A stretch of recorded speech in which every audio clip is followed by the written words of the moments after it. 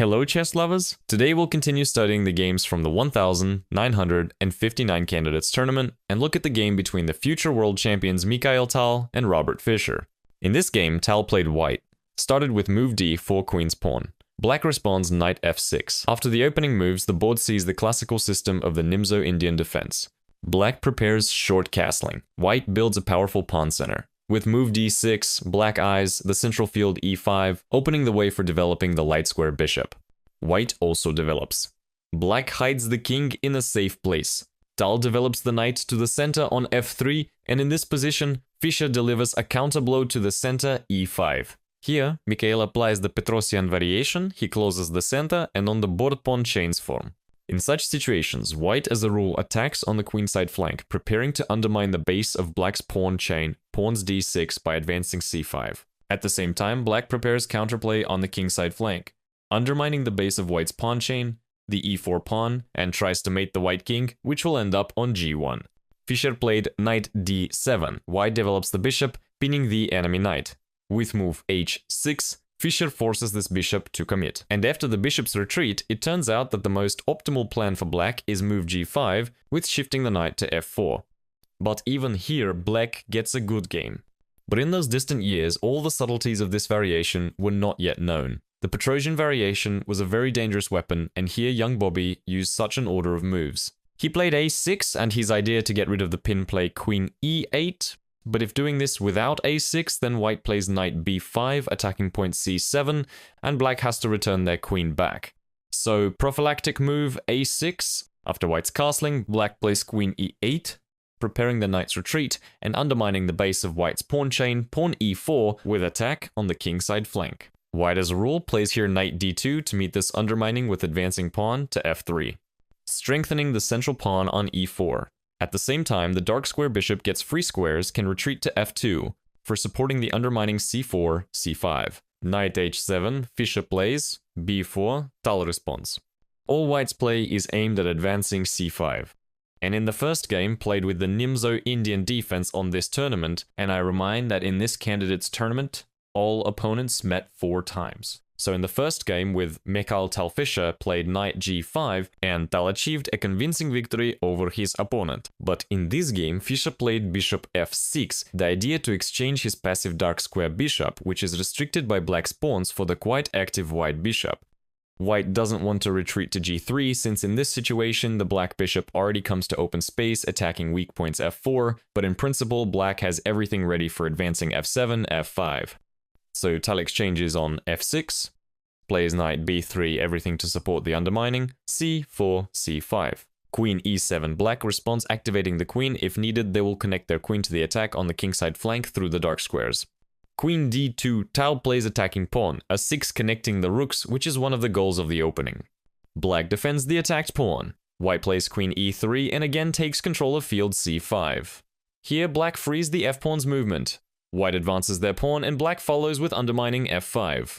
White can, in such situations, play f3, strengthening the center, but it leads to hand-to-hand fighting. Black can play f4 with pawn advance on the kingside flank and attack on the king. In turn, white aims to open the c-file and to enter the 7th rank on c7.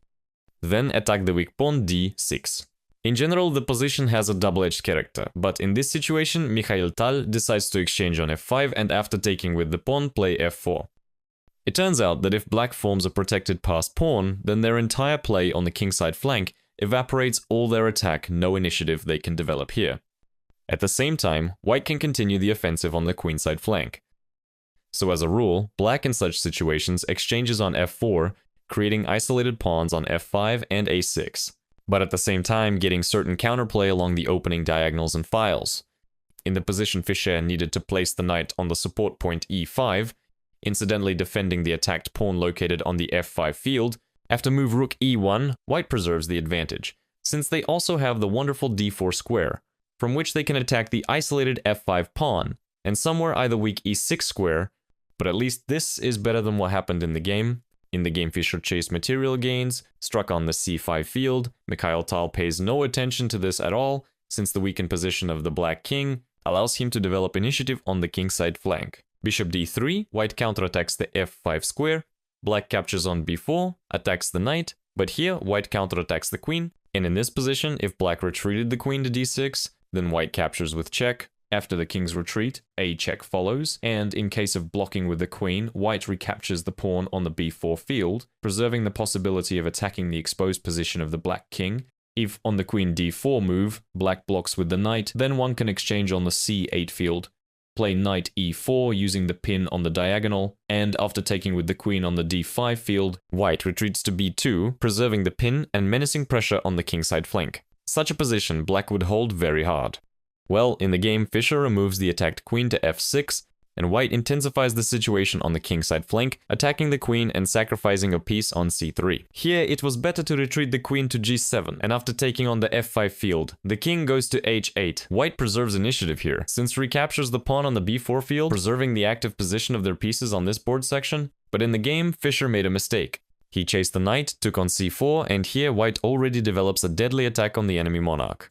Takes on f5 with the bishop, and if the king retreats to h8, then a beautiful mate in 3 moves, rook h6, and after taking with the knight queen h6, with subsequent mate on h7.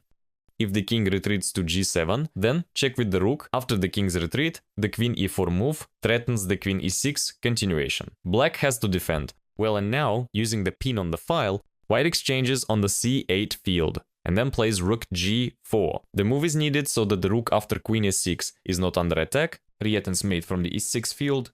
On the attempt to defend from mate with the rook e8 move, white responds with the queen h7 move, and this is also mate, since the queen cannot be taken due to the pin. So calculating this variation, Bobby plays rook f5, sacrificing a piece. White takes with the queen on the king's retreat, plays rook f3, activating with tempo their rook, the so-called rook lift, in order to shift it to the attack on the black king. And it turns out that black's queen has no checks to the white king. All squares on the first rank are controlled. Well, and also the c5 and d4 squares are controlled by white's knight, therefore the queen retreats to b2, but now rook e8 threatens capture on the g8 field. With a mating attack has to defend against this, but now Mikhail goes for the exchange, and exchanges on the f6 field, using the pin on the 8th rank. After the queen exchange, it turns out that one way or another, black loses the piece on the c8 field. That is, black also played king g7, now rook f8, white doubled, black has to somehow defend, they went knight e7. It is clear that the knight cannot be taken due to king f8, but white does not need that here. They play here knight f5, their idea to shift the knight to c4 and to e5, and then to go knight d7, or to undermine the position with the d6 move, and then to infiltrate the knight on the b6 field, winning a piece and the game. Also made the h5 move. Tal blocks the pawn's movement on the kingside flank. Black played rook b8, here knight c4 move, but even after the b5 continuation, and knight e5 on the 34th move, young Bobby Fischer admitted himself defeated, since from the threat of the knight c6 continuation with exchange of the defender, guarding the light squared bishop, black loses pieces and the game. And so the reason for black's defeat in this game was the chase for material gains, when Fischer at first chased the c5 pawn, and then also captured with his queen on the c3 field, providing white with a mating attack on his own king. If you like this game, put likes, subscribe to the channel. See you soon!